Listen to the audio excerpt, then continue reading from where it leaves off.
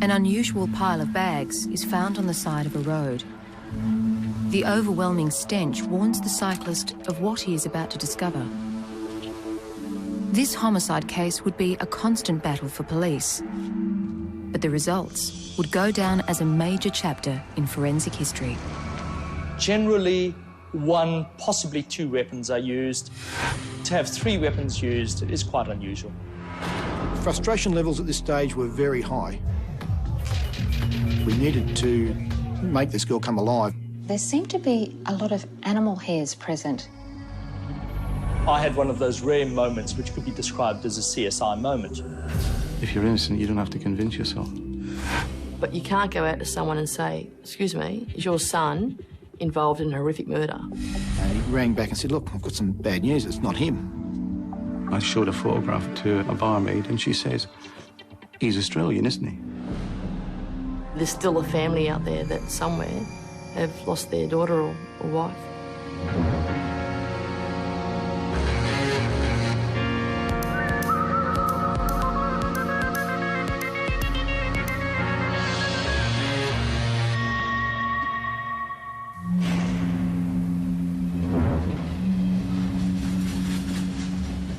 The woman found wrapped in garbage bags on the side of this road had been the victim of a brutal murder.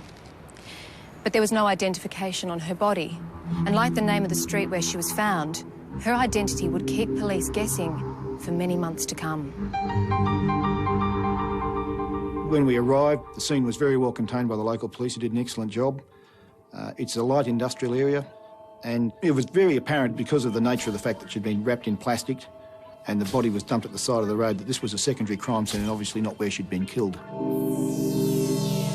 The body was in the early stages of decomposition. The legs were bent at the knees with the feet beneath the buttocks. There was blood staining to her head and to the front of her top. There was an obvious gash on the top of her head, and we were aware that there was something in the mouth.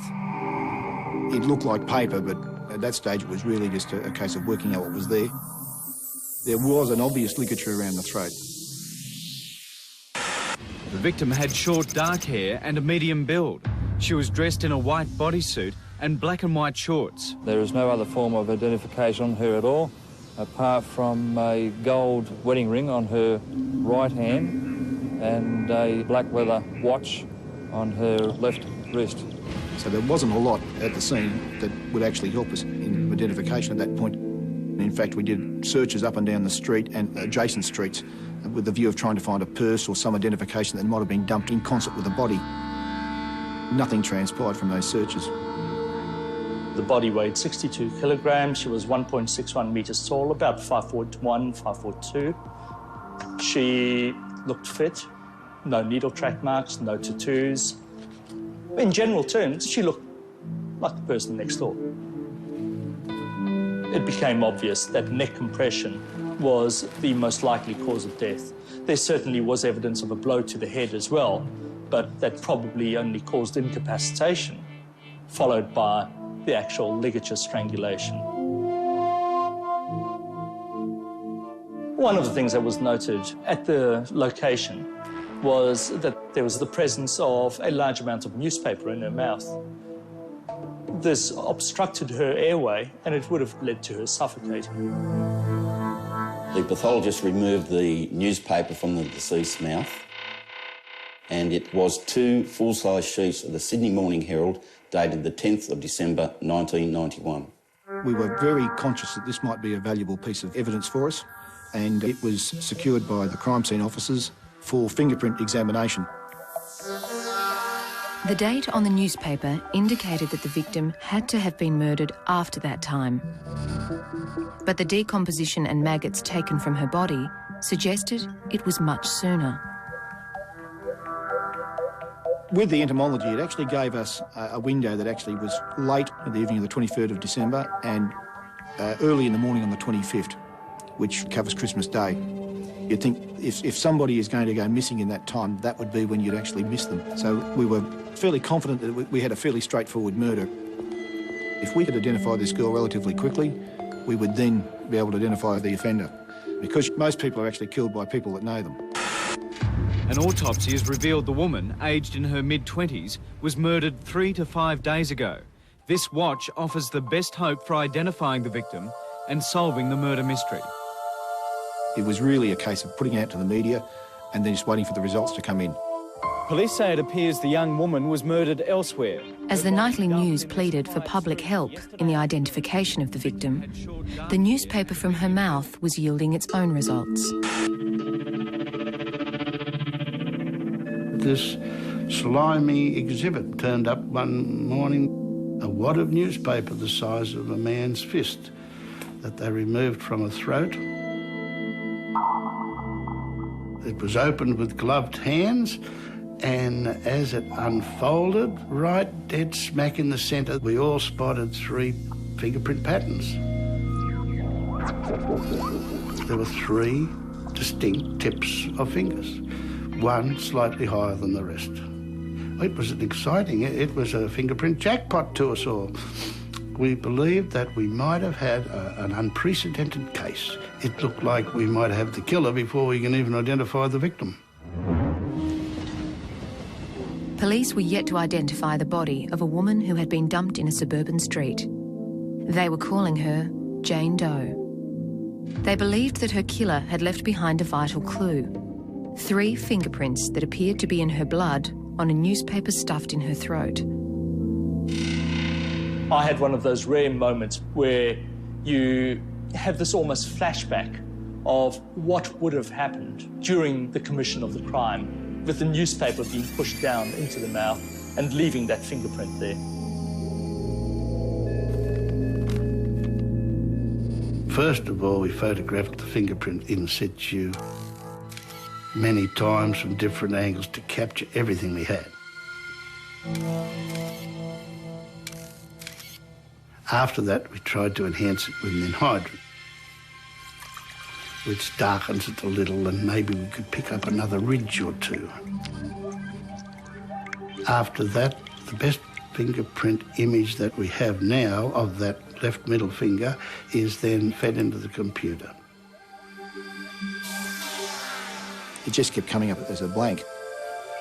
The suggestion was that this person hadn't been arrested previously, which is not unusual, because in most murder inquiries, usually the victim is killed by somebody they know, and often as not, those people don't come under the notice of police.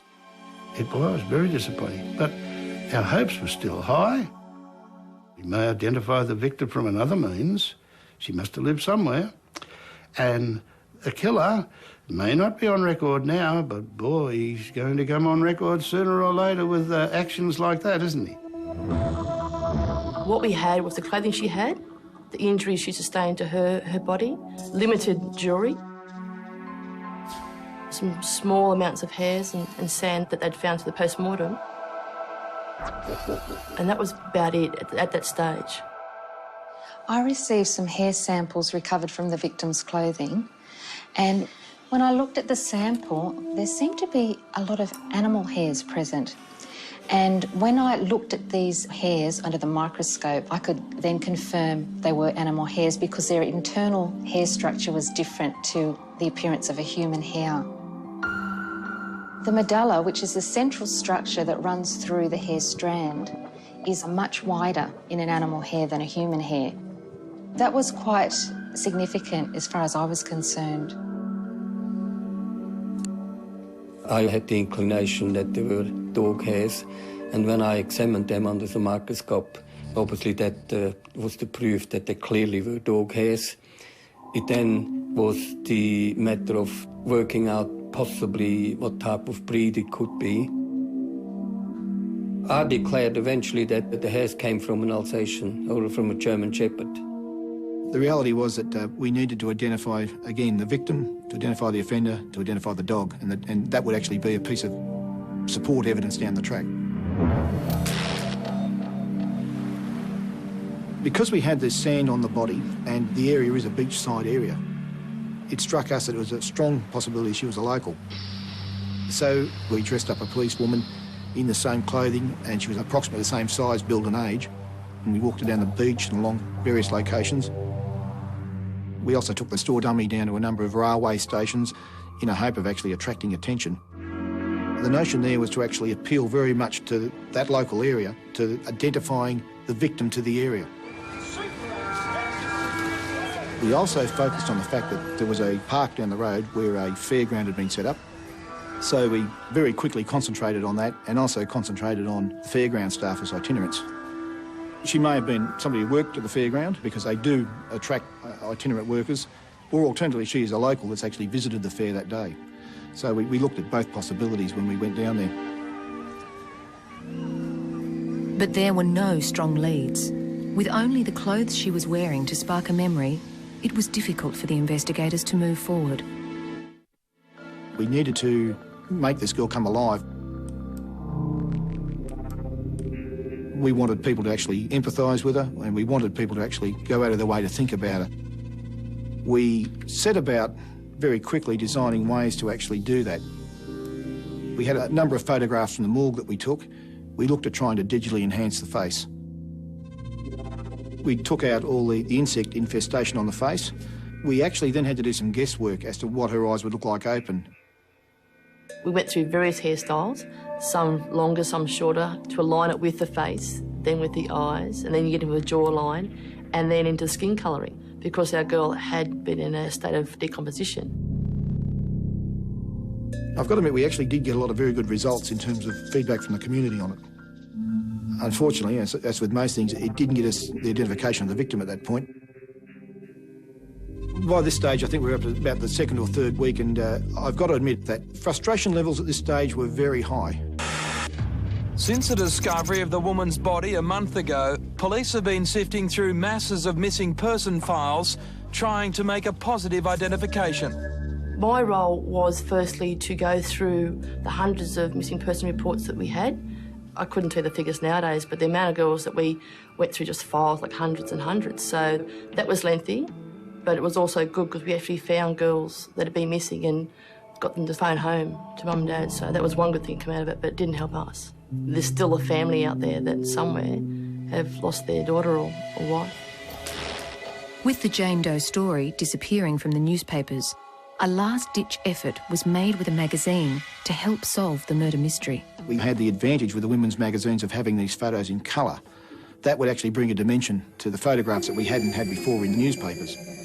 And in fact, we actually released a photo that was a three-quarter trunk shot, so that we actually had the clothing. And the notion was that those that actually had an interest in it would then say, yes, well, I now remember that top, because there's this link between that photograph and my memory of your sister, your cousin, your aunt, whatever the case may be.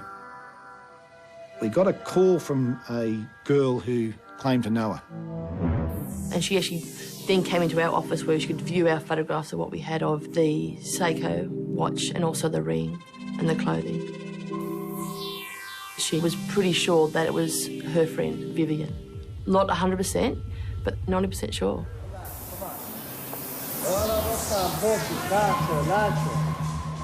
She knew Vivian as a dancer at the King's Cross area in a number of the clubs up there. So we had a person saying, this is Vivian. What we needed was fingerprints of dental to say who it was. And what we required was to obtain some material, preferably paper, cards, receipts, letters that she may have handled. The witness had told police that Vivian had rented a place in King's Cross. From the lease, they now had her full name and fingerprints that matched those taken from the deceased at the autopsy. Well, it just means she touched that piece of paper, but we still need positive identification. And the only way we had now was to obtain dental records. And those dental records were eventually obtained, and a dental comparison was carried out, and Vivian was positively identified.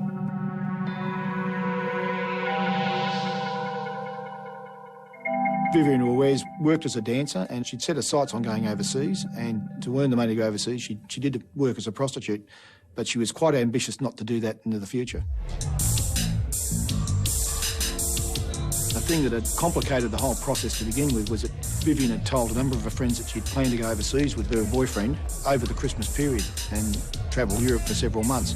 So these factors were the things that actually explained why we weren't able to identify Vivian as quickly as we'd liked. Police identified the boyfriend as Richard White, whose name also appeared on the lease.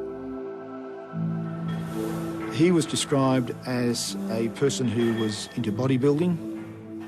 The witness believed he took steroids. He did take speed and amphetamine, and he dealt casually in amphetamine. From the descriptions, he was quite a massive fellow who was very much into the scene at King's Cross. She also described him as somebody who was probably free with his fists when dealing with Vivian if they'd had a fight. So the mystery of Jane Doe's identity had been solved. But where was Richard White? More importantly, was it his fingerprint on the newspaper found in Vivian's throat? She had been known as Jane Doe for nearly 4 months. But then the murder victim, who had been found wrapped in plastic garbage bags, was identified as Vivian Ruiz, a dancer and part-time prostitute who was saving money to go overseas with her boyfriend. They were quite active in the social scene at King's Cross, and at some stages they actually did have physical arguments when they were out, in that he would strike her or she would strike him. It was quite a volatile relationship sometimes when they were out socialising with their friends. My understanding of the relationship between White and Ruiz was it was quite fiery, and that it was very much a hot and cold relationship. As I understand it, White actually had a preference for hanging around with prostitutes, and it turned him on talking about sex on a regular basis. We knew that Vivian had spoken to her friends and had plans to travel with Richard over the Christmas period. So what we tried to find was, where are her tickets, where is her money gone? They've been working and she's been making lots of money according to her friends. There's going to be money, there's going to be tickets somewhere. We found the travel agent up at King's Cross, where both Vivian and Richard had booked tickets for this overseas trip. Interestingly enough, Richard, on the 27th of December, had arranged for these tickets to be cancelled and for the money to be sent to his parents' place. That struck her as odd, the witness at the travel agent, because of the fact they'd paid for them separately and because there'd been this insistence on paying for them separately. The 27th of December appeared to be a busy day for Richard. On that day, the first business day after Christmas, and the time police believed Vivian was murdered, Richard had visited his bank. We were aware from our inquiries that Vivian had a shoebox that she collected her money in. She had a distrust of banks, as I understand it. And interestingly enough, Richard had banked a significant amount of money on the 27th of December, which we can't account for as to where he obtained that money. So I've got this name, Richard White. The first thing to do is to get on the computer to check to see if he's got a criminal history. Now, that's unlikely, or at least at that stage I assumed it was unlikely, because we'd run this fingerprint through the system. If Richard White did have a record, then his fingerprints should have popped up when the fingerprint found on the newspaper was fed into the police database. But the record comes back showing that he's got a history of an assault and a drink driving matter. So I ring our fingerprint expert and we give him the name. And like I said, at this stage, I'm a little bit curious as to why it hasn't come up if we've done the fingerprint checks before. I remember he said, look, leave it with me. And he went off to do the search, rang back and said, look, I've got some bad news, it's not him. What we couldn't understand is we finally identified the girl, and hopefully it would all fall into place with the killer as well, with that fingerprint being on the newspaper. To be told that it wasn't a match was just like, how could it not be? Cole said, look, there's something about this print that's not right. It looks like it should fit. You know, there are patterns in it that look like they actually are similar to what this fellow has as a fingerprint on record. So I said, look, leave it with me, I'll talk to somebody. A gut instinct told detectives that Richard White was their man. So while the fingerprint section continued their examination of his prints, nothing was released to the public about Jane Doe's identity. Well, we wanted to keep her identity out of the media at this stage simply because we didn't know where Richard White was. And there was a strong possibility that he could escape the net by going overseas to a country without extradition process for us. So we were very conscious of that, and we were also aware that they had planned a trip overseas, so he had the means to do that if he had not already travelled overseas. There was also the thinking that, look, if he had a co-offender and he had evidence still here that might convict him, it would be relatively easy to destroy it before we could actually get to it. So The notion was to identify his whereabouts and identify all the likely areas where there was evidence before actually making this public. From the lease of Vivian's unit, we had Richard's full name and an address for him that we'd worked out from our inquiries that was his parents' home. What we needed to do was just speak to the parents, but you can't go out to someone and say, excuse me, is your son involved in a horrific murder? Michael thought the idea of just sending out one of the local traffic police to inquire if Richard was around in relation to a traffic incident. Just keeping it nice and innocent, that way you're not going to alert Richard if he does need to be spoken to by us. The traffic sergeant did a really good job in establishing that Richard had in fact left the country on the 2nd of January and had flown to Bangkok. Probably the other significant thing that the traffic sergeant was able to tell us is that the family actually had a German Shepherd. So we had a couple of pieces of evidence there that we could see starting to fall into place. From the inquiries that the local police officer did for us going to the parents' house, we found out that Richard had a vehicle or a van that he'd sold. So then we knew a van that we then had to track down to see when he'd sold it, was it used around Christmas, and is it of any purpose to our investigation. We were extremely lucky in that the new owner had never washed the van and had not cleaned out what was an old carpet that he'd kept in the back. It had a stain on it, but it had been treated in some fashion with chemicals, thinners or some other item from Richard's French polishing trade. It looked very deliberate that he disguised this spill by pouring a chemical over it. It indicated that something had been trying to be covered up. It's like whitewashing graffiti off a wall. The crime scene investigator observed on the underside of the mat there were some areas where there was underfelt. And in one of those areas, he saw a dark stain, which appeared to be blood. He also examined the gearbox cover in the vehicle and observed dark brown staining to that area. He carried out a presumptive test for blood on that stain, which gave a very quick positive reaction. So we were pretty confident we'd found the vehicle that had actually transported that body.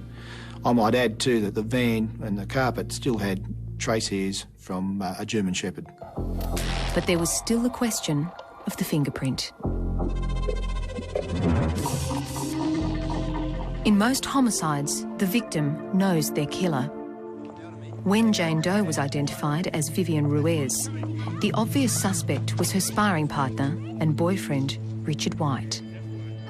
It was a surprise then that his fingerprints didn't match those on the newspaper stuffed down her throat. But the detectives weren't giving up, nor were the fingerprint experts. He brought it to me and we checked it together and I said, pictorially, it's a perfect J-loop, absolute match. Go back and reverse it. What Barry Fay was asking for was a negative image to be made of Richard White's fingerprint. And when it was done, it perfectly fitted the fingerprint found on the newspaper. We call it a tonal reverse. It's not the ridges that we're looking at here, we're looking at the valleys. So the fingerprint black lines were in fact the grooves between each papillary ridge. And when we first saw those three blood-like fingerprints on the newspaper, we theorised that the killer has blood all over his hands. He finds the newspaper nearby and grabs at it. The grabbing action takes all the blood off the tops of the ridges, but the valleys in between are still damp. And then he starts pushing it down the throat. He makes that last desperate thrust with those three fingers to get it as far down the throat as he can. The valleys of the fingerprint come forward now under pressure and transfer the fingerprint pattern. Then as he pulls his hand out, the paper closes around it, and he may have then finished the wad off with two hands to make sure. It was a 1 in a million forensic phenomenon, and a call went straight through to the hard-working detectives. It was pretty good because we'd done so much work, and to finally get a match of who she was, then the boyfriend, and then to say there's a fingerprint and it's a match, it was just fantastic. It was the best thing we've had in months. So we could then go on to our next stages of finding him. From the inquiries with the Immigration Department, we knew that Richard had left the country and gone via Bangkok under his own name and passport. And White had actually booked his tickets to travel overseas on the 31st of December, which was the first business date that he could have booked the tickets after the body was located. At that point, we'd been able to establish that Richard had travelled via the Philippines and had gone to England, but where, we weren't sure. Richard White's movements on leaving Australia had been tracked, and police were confident he was now in the United Kingdom. But to continue their hunt, police would need to call on the help of their British counterparts at Scotland Yard. We received a fax from the Australian High Commission in London asking for assistance to trace a Richard White who was suspected of murdering a female called Vivian Ruiz in Sydney in December 1991. And how long are you going to be away for? We managed to do a check on the phone records of the White family in Bexley. There were a number of reverse charges phone calls to England, and we provided the Metropolitan Police with those phone numbers, most of which came to phone boxes in the southwest of England, but there was a phone number there for Newcastle, and we established this was actually an uncle's address. We just couldn't knock on the door. So we then made a few inquiries around bars. We found that White used to like to go to clubs and bars, so we went round and made a few inquiries there. And I actually showed a photograph of White to a barmaid, and she says, "He's Australian, isn't he?" And then I was sure he was definitely there. So I came up with the idea that we'd put a phone call into White's aunts and uncles. And I got this rather husky-voiced lady detective to ring up and ask, "Is Richard there?" And said, "Yeah, I'm Richard." So immediately we're in through the door, and he's standing near the fireplace with a phone in his hand, and I go up to him and tell him I've got a warrant here that's been issued by Bow Street Magistrates Court at the request of the Australian government for the murder of Vivian Ruiz. His reaction was total surprise. He said, "What's happened to Vivian? I don't know anything about a murder. You can't look me up." Well, we got the phone call to say that Richard had been arrested. There was a fair bit of elation in the office and some relief. But oddly enough, this is actually when the hard work actually starts. The detectives needed to find further and solid proof that linked Richard White to the murder if they were to extradite him to Australia to face charges. Basically, you need to provide almost the brief that you provide for court. It's got to be of a standard in which you can actually prove a prima facie case to the English authorities of murder.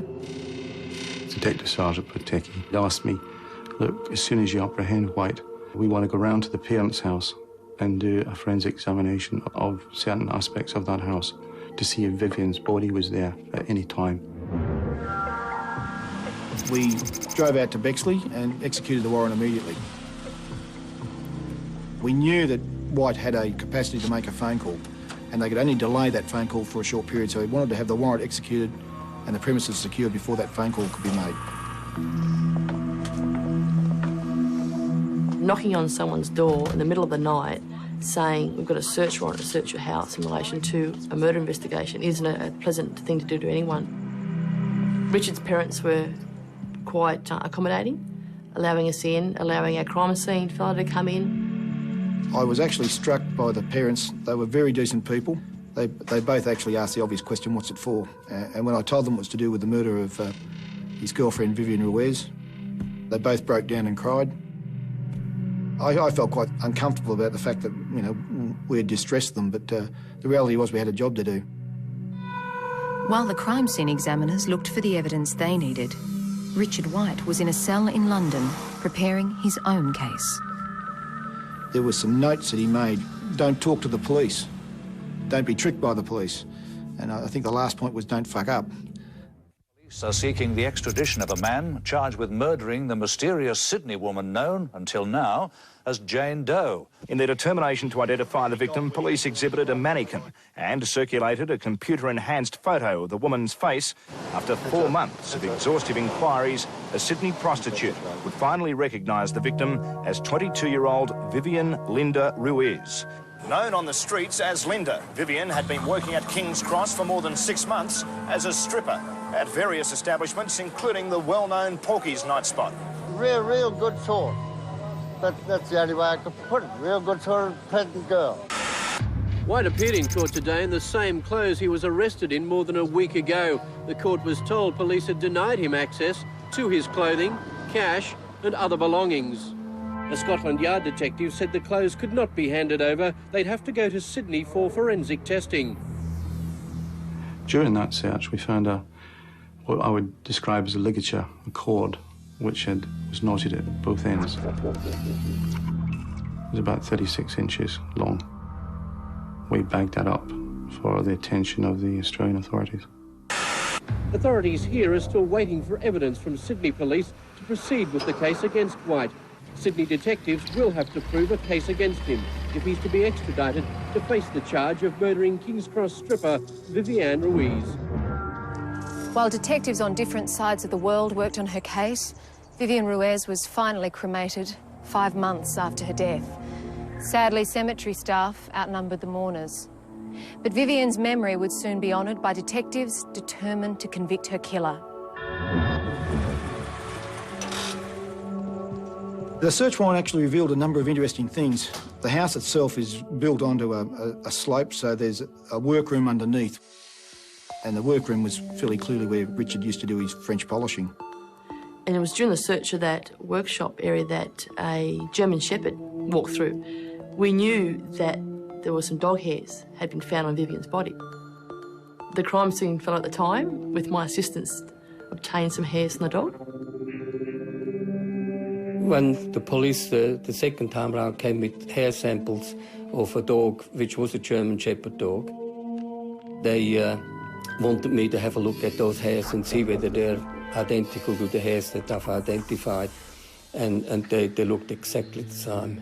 I felt sure, actually, that they would have come from the same dog. Sand had also been found on the victim's bodysuit when she was brought into the morgue. Where the storage room finished, there was a void area that was quite sandy. We noticed that it had been covered quite significantly in lime, which suggested that that might have been where the body, in fact, had been stored for a period. And also of interest was some evidence of mummification.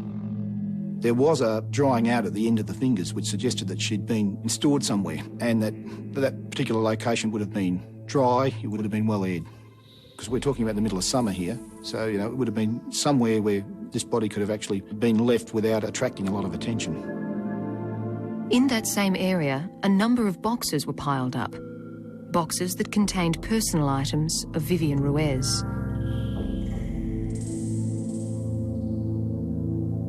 In Richard's room, there were a number of Vivienne's items which would not be explained had they had a break-up, as he'd told a number of friends and she'd gone overseas without him. One of our key witnesses was an associate of both Richard and Vivienne, and he'd bumped into Richard on New Year's Eve, shortly after the murder, and in fact had asked Richard where Vivienne was because he was a mutual friend of both. The interesting thing was that Richard made a point of saying very specifically that they'd both broken up, that he had cashed in his ticket to go overseas and that Vivienne was still planning to go overseas without him. So it didn't make sense that he should leave these items there. And certainly it suggested that he was actually building an alibi and building a story to all his friends that Vivienne had gone overseas, and therefore it was not untoward to see that she was missing. Police are confident the man charged over Sydney's so-called Jane Doe murder will be extradited from Britain within a fortnight. White's solicitor has just returned after visiting her client and says he now wants to come home. He's quite keen that he wants to clear his name. The detectives then headed to London. We went to the watch house and there was a search of the material that he had on him. There was a whole set of notes basically addressed to himself about things he needed to say and things he needed to cover. And there was one note headed, "Do this now," and the first point was, convince yourself of your innocence. In a way, sort of saying that he's guilty because convince yourself of your innocence. If you're innocent, you don't have to convince yourself. Then went on with a series of points underneath, which included contact your business associates and friends, convince them of your innocence. Don't talk to the police. Don't be tricked by the police. And I think the last point was don't fuck up. He then went on in another series of notes to actually have what appeared to be a mock interview. They'd had things like a question, why did I hit her? Then a series of answers after it. And it appeared to me that he very clearly at this point was trying to actually work out, okay, well, what's a valid story I can put to the court that they'll believe that says I didn't kill her? The reason for those notes appeared to be as a result of a conversation he had with Detective Bowen on the flight from Newcastle to London just after his arrest. Richard White said, I have to fight this. She told me on Christmas Eve that she was a prostitute. I just thought she was a dancer. She told me that she couldn't come to my parents' place. We had a fight. I felt so stupid. It's not as bad as they say. Yet other of his notes and statements from friends of the couple were in complete contradiction to this account. When Les tells me about this, clearly, we've actually got to really nut down this relationship in terms of what people understood their relationship was. And it was fairly clear that the picture was that a number of people knew that Richard and Vivian were in a relationship where he knew she was a prostitute and was turned on by it. I think it clearly demonstrates that this guy has a degree of cunning. He's clearly running a line that, she's a prostitute, and that opens a door for him in terms of actually explaining why she's been killed. That may, allow him to find an excuse that exonerates him. Richard George White arrived back in Australia under police guard last night following lengthy extradition proceedings in Britain. Today, Central Local Court was told Ms Ruiz died from strangulation and suffocation sometime on December 24, 3 days before her body was found wrapped in plastic garbage bags. Police indicated their case against White would feature detailed scientific evidence, including the allegation his fingerprint was found on the newspaper stuffed in the victim's throat and that her blood was found in the car he sold before leaving for England. But the case for the defence was about to throw a spanner in the works. It may be Richard's print, but not Vivian's blood. It was a theory that could set Richard White free.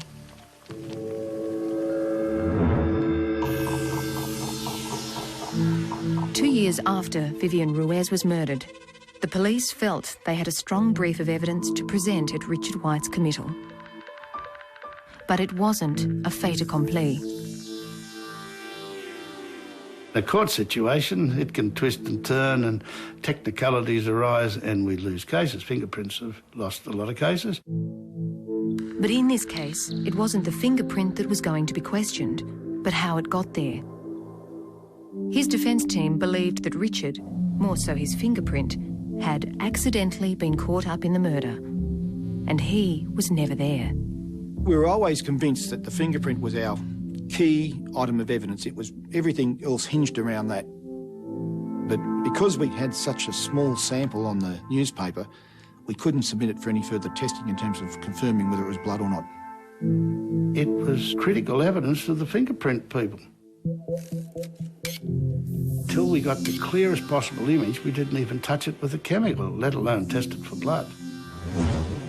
Once fingerprinting was completed, they then sent the newspaper to me, so I just tested the prints with a screening test for blood. This is a catalytic test, and it isn't specific for blood, but it will give a good indication if blood is present. And I got a positive reaction for the prints. But the test will show positive for anything that is protein-based, like meat. It was a fact that the defence was eager to act on. And during the course of a cross-examination of Barry Fay, the defence made this very strong suggestion that said that, look, their client could simply have been the victim of circumstance. She theorised that perhaps her client could have been eating a meat pie with tomato sauce on it at the time that fingerprint was placed on the newspaper. He's eating that pie with sauce while reading a newspaper. He's left a print on the newspaper. And that at some point down the track, quite independent from him, the real offender has come in, killed Vivian Ruiz, picked up this newspaper, screwed it up, forced it down her throat, and incriminated their client by the fact that they've left this pie sauce fingerprint in the newspaper. And then Detective Platecki saved the day by rushing off and getting a copy of that newspaper, and we found that if that was the case, it was a meat pie, then he had to be reading the newspaper upside down.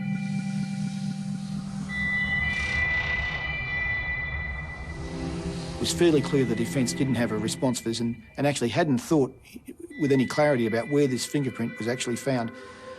And then Barry went on to sort of hammer home the nail by actually saying it's not just a case of, you know, touching the paper. This is substantial force. The pressure of that last thrust transferred the valleys onto the paper, and the closing up of the jaw sealed it off for all time. And I think that's the compelling argument on which the rest of the brief hangs, is that the person who scrunches up that paper must have been the person who leaves that print there. That put his hand down her throat. Why do you put your hand down someone's throat? The average layman's going to be thinking, well, to kill someone. As soon as that point was made in that committal, I knew at the trial we would have this matter dusted. There was enough circumstance in our mind to bring a jury to a guilty conviction. After 4 years, an international hunt and some meticulous forensic work, the mystery of the Jane Doe murder has finally been solved. A Sydney man was today convicted of killing prostitute Vivian Ruiz, the real identity of the victim. Judge Hidden said White's admissions to British police on his arrest and his fingerprint on newspaper found down the victim's throat left no doubt he was the killer. The judge found White had killed his girlfriend in a fit of passion, but just what triggered the gruesome attack will probably never be known. There are obviously unresolved issues, and they happen in every murder inquiry. And in this one of the unresolved issues is where was she murdered? We also really haven't nutted out the motive. While I have a theory that I believe that the steroids and the speed abuse contributed to this murder, I think there's a degree of premeditation in it. I think that he was contemplating this notion of actually getting rid of her for some time, based on the fact that he's taken the money, which is a very conscious act. But the fact is we don't know for sure, and the only person who can tell us is White. My belief is Richards probably hit her with a stunning blow to the back of the head and then strangled her. Chances are he thought she's alive and finished her off by shoving this newspaper down her throat. I suspect, based on the fact there's lime under the parents' household, that he's actually placed the body up in a very cool area. He has probably left it there for a short period over the Christmas break, wrapped the body up in plastic, taken it out, put it in the van. It was certainly the case we could say there were trace elements of blood on the differential cover in the back cargo area of that van, which would suggest this was a vehicle used to transport Vivian to Guess Avenue where the body was dumped.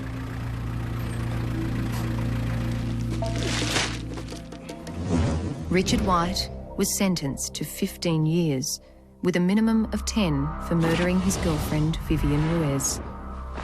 He is still serving time.